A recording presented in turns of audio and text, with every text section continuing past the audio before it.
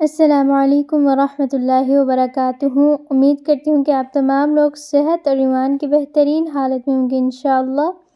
تو چلیے آج کے سبق کا آغاز کرتے ہیں۔ اعوذ باللہ من الشیطان الرجیم، بسم اللہ الرحمن الرحیم۔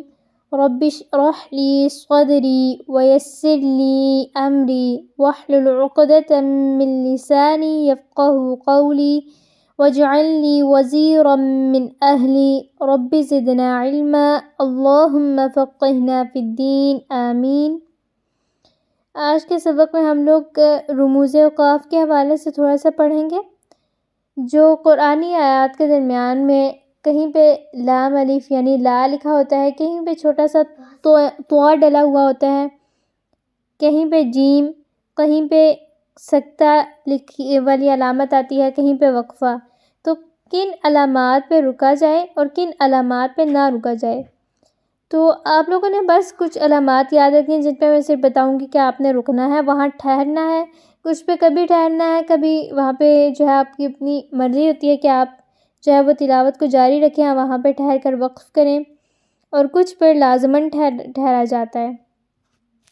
تو آپ کو پتہ ہے جو علامت ہوتی ہے آیت کی، جیسے الحمدللہ رب العالمین، اب یہاں پہ عالمین کے بعد آیت کی ایک علامت ہوتی ہے، وہاں پہ تو ٹھہرنا ہی چاہیے، آیت جہاں پہ ختم ہو رہی تھی وہاں پہ ٹھہرا جاتا ہے، تو وہ آیت کی علامت۔ اس کے علاوہ میم وقف لازم کی علامت ہے، وہاں جہاں کہیں بھی میم آ جائے تو وہاں لازمی رکنا چاہیے۔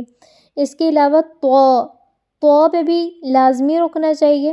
اس کے علاوہ جہاں پہ قف لکھا آتا ہے قاف تو وہاں پہ بھی ٹھہر جانا چاہیے۔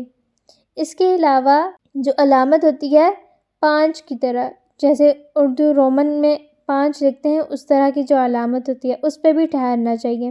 آیت پہ، میم پہ اور قاف قف پہ، اور جو 5 والی علامت ہوتی ہے جس کو اس سے ظاہر کیا جاتا ہے اس پہ ٹھہرا جاتا ہے۔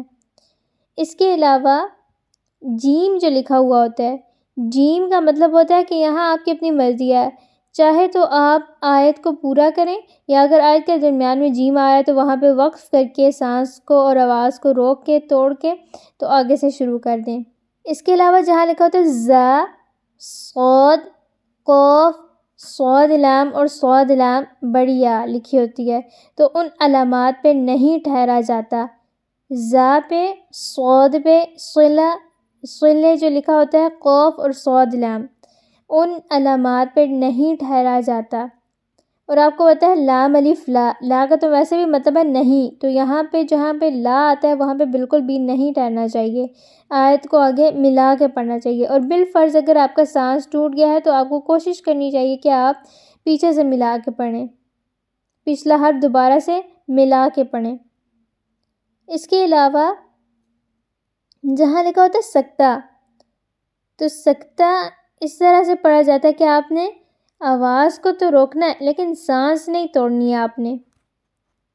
جیسے ایک جگہ پہ آتا ہے میم مرقدنا هذا ما وعد الرحمن، یہاں پہ میم مرقدنا کے بعد سکتہ لکھا ہے، تو مرقدنا آواز روکے لیکن سانس نہیں توڑنا۔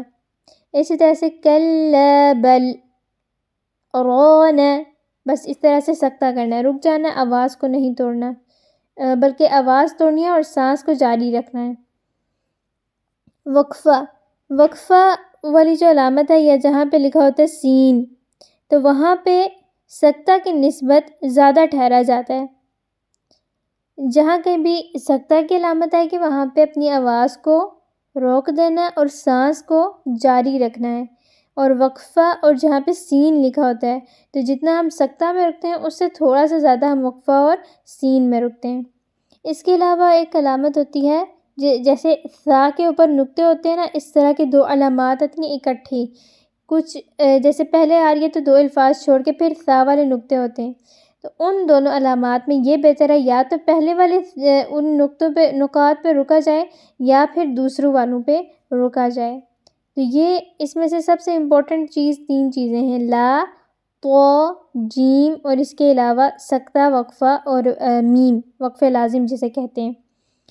تو ان میں سے آپ کو پتہ ہے سکتہ اور وقفہ پہ رکا جاتا ہے آواز کو توڑ کے لیکن سانس کو جاری رکھ کے۔ میم پہ وقف کیا جاتا ہے، آواز اور سانس دونوں کو توڑ دیا جاتا ہے۔ جیم پہ اپنی مرضی ہے، چاہے تو وقف کریں چاہے آیت کو ملا کر پڑھیں۔ آیت پہ رکا جاتا ہے آواز اور سانس کو توڑ کے، اس کے علاوہ لا پہ بالکل بھی نہیں رکا جاتا۔ تو یہ علامات زیادہ ضروری ہیں، یہ آپ ذہن نشین کر لیں، ان میں سے جن پہ رکا جاتا ہے اور جن پہ نہیں رکا جاتا۔ تو یہ آپ کے کورس کا آخری لیکچر تھا، اور اس میں سے الحمدللہ جن اسٹوڈنٹس نے ساتھ ساتھ ہوم ورک کیا، اپنا سمجھا اور صحیح طرح سے پرفارم کیا، ان کے لیے تو آسانی ہوگی انشاءاللہ جو فائنل ٹیسٹ ہوگا وہ دینے میں، اور جنہوں نے نہیں کیا انشاءاللہ ان کو بھی 2-3 دن ملیں گے، اگر ان کی کوئی بھی سوال ہو تو وہ پوچھ لیں تاکہ انشاءاللہ وہ بھی ٹیسٹ میں اچھا پرفارم کر سکیں۔ جزاکم اللہ خیرا کثیر واحسن الجزاء فی الدنیا والآخرہ، آمین۔